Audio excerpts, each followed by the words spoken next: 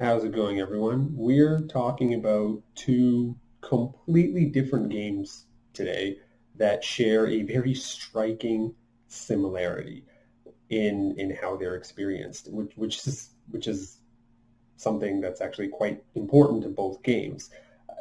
And the games are soccer, as in the sport, and Dungeons and Dragons, as in the improv storytelling dice rolling game. Probably tough to think of two games that are so incredibly different than these two, but in terms of the game dynamics, there's a dynamic that is very important in each game that has such an incredible similarity. And this particular dynamic was actually displayed in a recent episode of Stranger Things. There's no spoilers coming up, so don't worry. In season 4, episode 1, there is a scene which cuts back and forth between a game of basketball and a game of Dungeons and Dragons. And I'm looking at the scene and I'm thinking, you know what would make even more of a parallel is if this was soccer instead of basketball. Now, storyline-wise, it's United States, 1980s. Nobody really cared about soccer there and then. So yeah, basketball makes more sense story-wise. But mathematically, soccer is a much better match. And here's why. Okay? The scene draws a parallel between scoring a basket in basketball and rolling a 20 on a 20-sided dice in Dungeons and Dragons.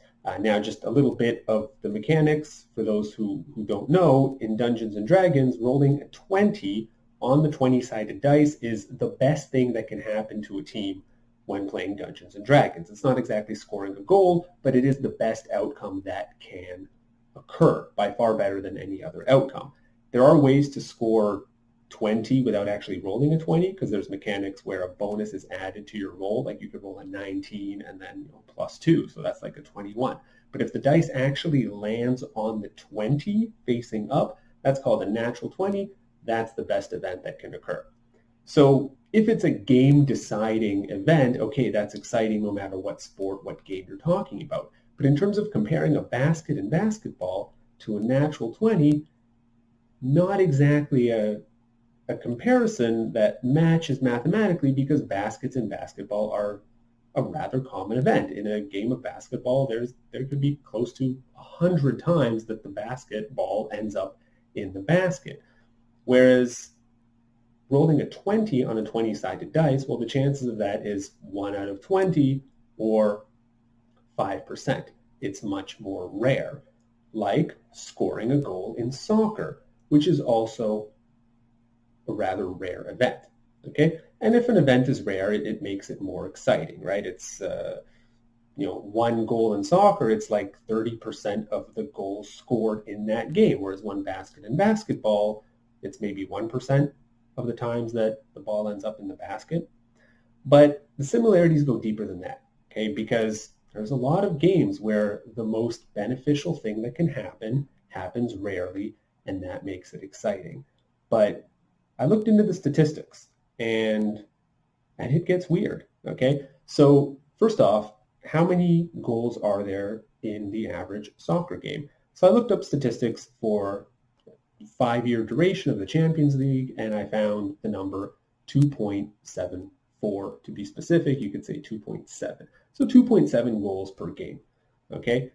So 2 or 3 goals, more often 3 than 2, right? 2.7 on average. Okay, how can you compare that to the number of natural 20s during a game of Dungeons and Dragons? So I looked up and I found pretty thorough statistics for a show called Critical Role, which is a Dungeons and Dragons podcast by the same team that makes the show Vox Machina. And I looked up the statistics for 30 episodes of Critical Role. And for some reason, I couldn't find stats for episode 12. Maybe there isn't one. Maybe those who know the show better than me can explain that. So the list actually goes to 31, okay? But it is 30 episodes of Critical Role. And why 30? That's a number often used as a sample size in statistics. Why that's the case will have to be the subject of a different video. So for each episode, I looked at the duration in number of hours, and the number of times that the 20-sided dice was rolled, right? Take the number of rolls, divide by the number of hours, and you get your rolls per hour. Okay, so this column here, this is number of hours in decimal form, and we get that by taking the hours and adding the number of minutes divided by 60. Okay, rolls divided by total hours, you get your rolls per hour. So we have that for 30 episodes. We can average it out, and we get 30.5 rolls of the 20-sided dice per hour. Okay, well, how do you compare that to a soccer game and goals per soccer game? Because a soccer game doesn't last an hour. It has two halves, which are each 45 minutes, so that's 90 minutes. But then there's also stoppage time. Okay, so in soccer, when the ball goes out of bounds, the clock doesn't stop. The clock keeps ticking. Okay, but at the end of each half, the referee adds a certain amount of time to make up for this kind of lost time, and that's called stoppage time. So how long is stoppage time? I mean, it's referee's discretion, okay? There's certain guidelines for how stoppage time is determined, but if you look at the last three World Cups, 2010, 2014, 2018, we can see the average stoppage time during those World Cups.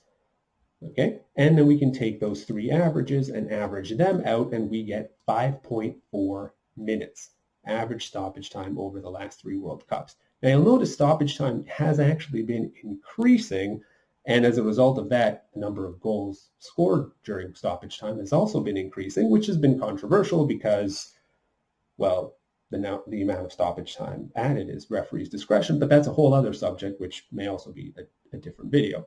So up to those 90 minutes of playtime, we have to add the 5.4 minutes of stoppage time.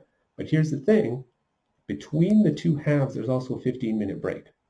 Okay, and we have to add those 15 minutes because that is part of the experience of witnessing a soccer game, whether it's as a player, a referee, someone in the audience, a coach.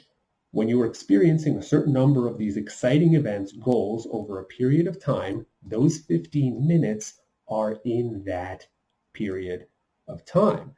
And they play a role in gameplay as well, because that's when players are resting, it's going to affect their performance and so on. So adding on those 15 minutes of the break in between the halves, we have that a soccer game lasts, on average, 110.4 minutes. And if we convert that to hours, just by dividing by 60, we have 1.8 hours is the duration of a soccer game. Okay, so how can we now compare that to 20s rolled, natural 20s rolled in Dungeons and Dragons? Well, we can take the rolls per hour, multiply that by 1.8, which gives us 54.97, or pretty much 55 rolls of the 20-sided dice if Dungeons and Dragons were played for the duration of a soccer game. And if we take 5% of that, we get 2.7. That's the exact same number.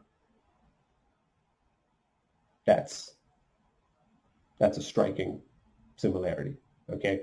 So if you're watching both of these games, whether you're watching a soccer game for 1.8 hours, experiencing a soccer game, whether you're experiencing Dungeons and Dragons for 1.8 hours, the most exciting, the most beneficial thing for a team that can happen during the game is expected to happen 2.7 times, the exact same number, which is going to make a certain similarity in terms of how people experience the game.